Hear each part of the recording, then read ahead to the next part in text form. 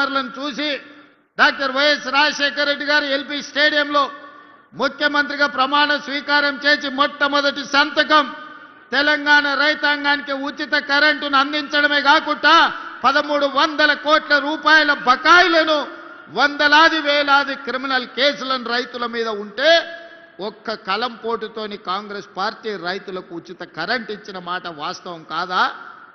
ఇలా ఉచిత కరెంటే కదా దేశానికి ఆదర్శమైంది. ఉచిత కరెంట్ అంటేనే కాంగ్రెస్ పార్టీ పేటెంట్ కదా. ఈనాడు ప్రతి రైతుకు ఉచిత కరెంటు అందుబాటులోకి వచ్చింది అంటే అది కాంగ్రెస్ పార్టీ ప్రవేశపెట్టిన పథకం కాదా ఈ దేశంలో? ఇయాల రాజీవ్ ఆరోగ్యశ్రీ పేదవాడు ప్రాణాలు పోతుంటే కాపాడుకోలేని పరిస్థితి. ప్రతి పేదవాడు నిస్సహాయంగా తన తండ్రో తన తల్లో కళ్ళ ముందే చచ్చిపోతుంటే కార్పొరేట్ హాస్పిటళ్లకు బిల్లులు చెల్లించలేని పరిస్థితి. అందుకే ఆనాడు కాంగ్రెస్ పార్టీ రాజీవ్ ఆరోగ్యశ్రీ పథకాన్ని తీసుకొచ్చి ఆనాడు 2005-06లో 2 లక్షల రూపాయలు ఉచితంగా ప్రభుత్వం వైద్యానికి అందించింది. ఇవాళ పథకమే కదా 10 లక్షల రూపాయలు ఈరోజు రాజీవ్ ఆరోగ్యశ్రీ పథకం రూపంలో ఈరోజు పేదలకు మనం అందిస్తున్నాం కదా. అందుకే మిత్రులారా, ఇవాళ ఏ పథకమైనా తీసుకోండి, డబుల్ బెడ్రూమ్ ఇల్లు కావచ్చు, లేకపోతే సన్న బియ్యం కావచ్చు, లేకపోతే ఈనాడు పేదలకు అందిస్తున్న 200 యూనిట్ల ఉచిత కరెంటు కావచ్చు, రైతు రుణమాఫీ కావచ్చు, రైతు భరోసా కావచ్చు, ఆడబిడ్డలకు ఆర్టీసీలో ఉచిత బస్సు ప్రయాణం కావచ్చు. ఇవాళ ఇవన్నీ మన ప్రభుత్వం అమలు చేస్తున్న పథకాలే కదా. 2 సంవత్సరాలు పూర్తి చేసుకునే సందర్భంగా మున్సిపల్ ఎన్నికలు వచ్చినాయి. ఈ మున్సిపల్ ఎన్నికల సందర్భంగా నిన్న ఒక ఆయన ఢిల్లీ నుంచి వచ్చిండు. లావు మనగాడు లడాయికి పోతేనంట వెనకాల 3 నూకుడు మనగాళ్ళు వచ్చిరట. భారతీయ జనతా పార్టీ అధ్యక్షుడు జాతీయ అధ్యక్షుడు నిన్న పాలమూరుకు వచ్చిండు. ఆయన వెనకాల కిషన్ రెడ్డి, బండి సంజయ్, డీకే అరుణ గారు ఆయన వెనకాల పోయారు. మరి నేను అడుగుతున్నా ఈరోజు కిషన్ రెడ్డి గారిని, బండి సంజయ్ గారిని, డీకే అరుణమ్మ గారిని మీ జాతీయ అధ్యక్షుడిని తీసుకొచ్చింది కదా, మాకేం అభ్యంతరం లేదు. మోడీ గారిని, అమిత్ షా గారిని, మీ నాయకులు ఎంతమంది ఉన్నారో ఢిల్లీ మొత్తం దేశం మొత్తం ఉన్నోళ్ళ అందరినీ తెలంగాణ రాష్ట్రంలో మున్సిపల్ ఎన్నికలలో ప్రచారానికి తీసుకురండి. ఒక్క మున్సిపాలిటీ అయినా మీరు గెలుస్తారేమో మా కాంగ్రెస్ పార్టీ కార్యకర్తలు చూసుకుంటారు. మా కాంగ్రెస్ పార్టీ కార్యకర్తల సత్తా ఏందో ఇవాళ బీజేపీ వాళ్ళకు చూపిస్తారు.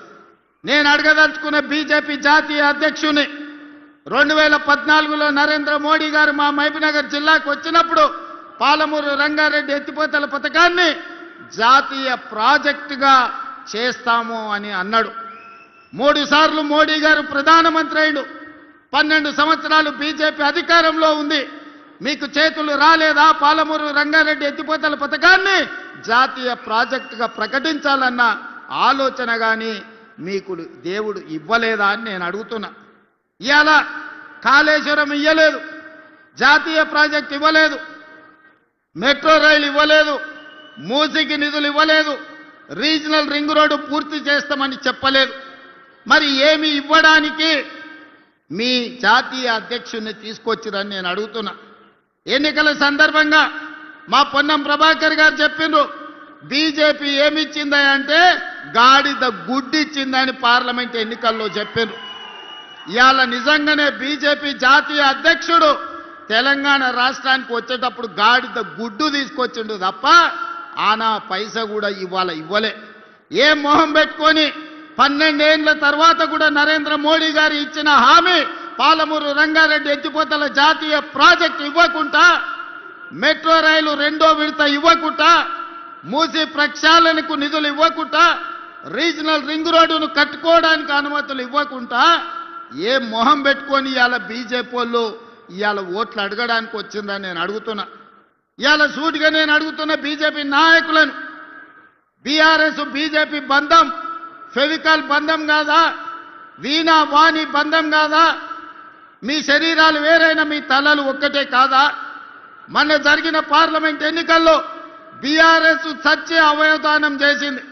ఎక్కడైనా ప్రమాదంలో ఎవరైనా చావు బతుకుల మధ్యలో ఉంటే వాళ్ళు సంతకం పెడతారు, నా మరణానంతరం నా కిడ్నీలు దానం చేస్తున్నా, నా మరణానంతరం నా కళ్ళు దానం చేస్తున్నా అని మనం అవయవదానం చేసేటోళ్ళని చూసినాం.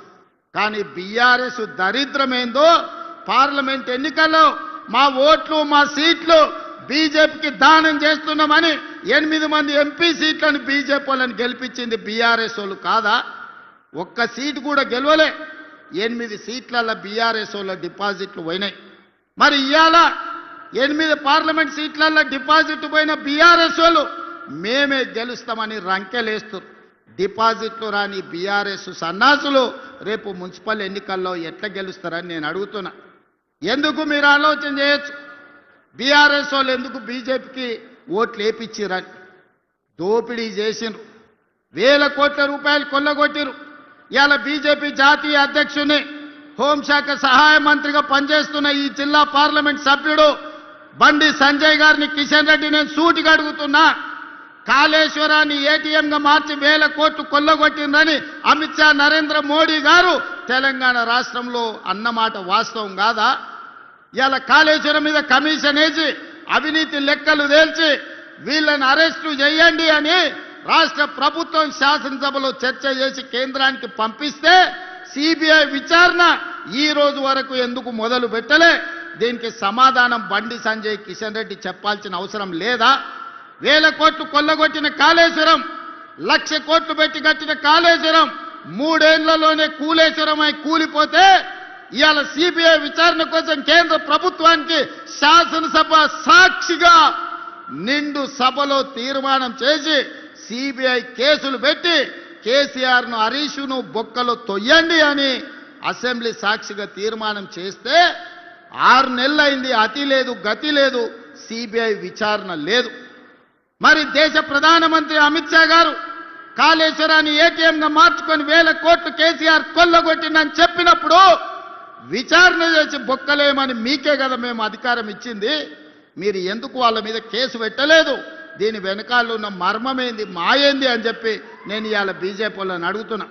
ఫార్ములా ఈ రేస్ పేరు మీద కోట్ల రూపాయలు కొల్లగొట్టి కేటీఆర్ గారు అవినీతి అక్రమాలకు పాల్పడ్డాడని చర్యలు తీసుకోవడానికి అనుమతి ఇవ్వమని, ఐఏఎస్ ఆఫీసర్ల మీద అనుమతి ఇవ్వమని కేంద్రానికి లేఖ రాస్తే 6 నెలల నుంచి ఢిల్లీలోనే ఆ లేఖ మూలుగుతుంది. ఒక పక్కన కాళేశ్వరంలో కేసీఆర్ హరీష్ను, ఫార్ములా ఈ రేసు కార్ల కుంభకోణంలో కార్ పార్టీ కేటీఆర్ను కాపాడుతున్నది బీజేపీ వాళ్ళు కాదా? ఇవాళ బీజేపీ బీఆర్ఎస్ బంధం రేపు మున్సిపల్ ఎన్నికలలో కూడా ఉంటుంది.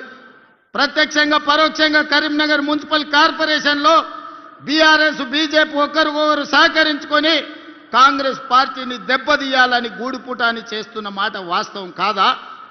ఇలా నిజంగానే చిత్తశుద్ధి ఉంటే ఎన్నికల ఓట్ల లోపల కాళేశ్వరం కుంభకోణం మీద హరీష్ని కేసీఆర్ను సిబిఐలో అరెస్టు చేయాలి. ఫార్ములా ఈ రేసులో కేటీఆర్ను అరెస్టు చేసిన తర్వాతనే బీజేపీలు తెలంగాణ రాష్ట్రంలో ఓట్లు అడగాలి. మీ కుమ్ముక్కు రాజకీయాలు, మీ ఫెవికల్ బంధం రాజకీయాలు తెలంగాణ సమాజం గమనిస్తలేదని మీరు అనుకుంటే మీ అమాయకత్వమే అవుతుంది తప్ప ఇంకొకటి కాదు. అందుకే ఇవాళ సూటిగా అడుగుతున్న బీజేపీ నాయకులను, మీ జాతీయ అధ్యక్షుడు వస్తే అనా పైసా వేడు గాడిద గుడ్డు తీసుకొస్తాడు. ఈ రోజు అవినీతికి పాల్పడ్డ బీఆర్ఎస్ వాళ్ళని